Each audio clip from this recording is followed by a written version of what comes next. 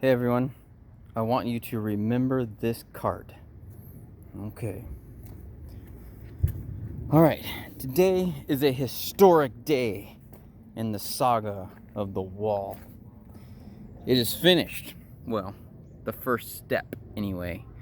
So I don't know if you guys remember, this bush was really big. We trimmed it back and then we ran the wall up underneath the bush. Remember, this is just the first step and I'm happy that it's finally done. So we'll give you a brief tutorial of the step, and then I'll show you some of the things that I have, some of the tools that I have needed to get this far. And my arsenal of tools has grown with almost with each day that I've worked on this wall. Okay, this used to be a huge bougainvillea plant. Well, it still is a huge bougainvillea, and I had to trim it way back and tie it off because it has these massive thorns on it. There's one right there. These things are just absolutely killer. So I trimmed the swing back and tied it off so that I could work in this area. Okay, this wall looks really good. So let me show you some of the tools that I've been using. Of course, that is a square-nosed shovel. That is a 3-foot level. That's my mattock. That is my second most important weapon in this war on the wall. This is a spade. The spade is much sturdier. It's a lot less flimsy than the square-nosed shovel, and it makes for a really nice squared-off trench. This is, of course, a brush. I used the brush to clean the stone before I put the construction glue on it. A little mini hammer. I call it Mini Mjolnir. It need it for a little bit of attitude adjustment on these stones every so often. And I also use it when I need to chisel pieces of the stones off, which I'll get to in a little bit. Here's a little mini mattock. The spike on it is great for marking the stones when I need to make cuts or chisel off. It's a very, very helpful tool because as the wall grows into the hill, you can see as the wall grows towards the hill, you kind of have to dig in to the hill itself, and this little tool was priceless when it came to shaping the hill to fit the stone. Okay, you need a caulking gun, and that is construction adhesive that I have loaded in the caulking gun. It costs about $8 a tube. That is my 9th tube of construction adhesive so far. I love this tool. I don't get the opportunity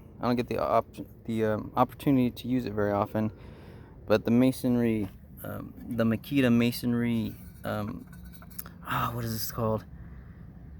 Well, anyway, the masonry cutter blade, whatever this thing is called, just chews through these blocks like it's wood or something. A triangle square. Here are some things that maybe you wouldn't think of. Earplugs, because it gets really loud when you're using the saw. And then cutter I forgot what I used that cutter for. Anyway, I forgot. These are shims.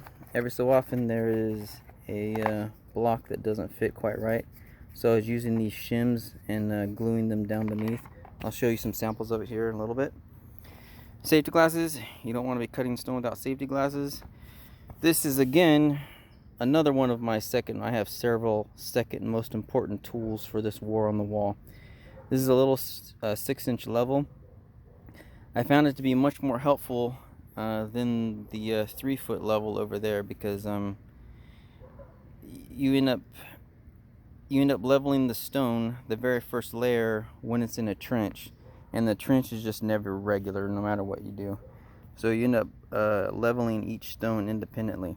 Of course, a tape measure for taking the finer measurements in the job. Here's my tube of construction glue. Here's some other miscellaneous tools, wooden spikes to mark off the line. I've got this blue chisel right here, which I haven't made much use of. I thought I could shape the trench a little bit better with it, but it's just not very helpful. And of course, little pruning shears right there so I don't get harpooned by this bougainvillea plant. Another bucket with some kind of a scoop. This is where I hold the sand and the gravel that I use to level the stones. Okay? Now, if you're wondering what the most important thing in this whole war on the wall is, it is Gatorade. Gatorade with ice. I cannot stress the importance of Gatorade enough. It will get you through the summer. Alright? Now, my next plan, there's a second wall which is near completion. Once I hit the gate over there, the second step will be finally complete. The problem, I mentioned it before, is I'm running into this tree. My wife planted this tree a very long time ago. It has really deep roots. The roots go down deeper than this hole right here.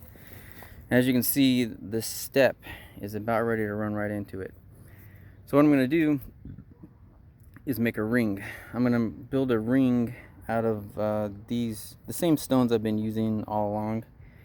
The ring is going to be about 3 layers high, and the first layer of the ring is going to be submerged, and I'm thinking it'll probably have to be maybe 40 inches from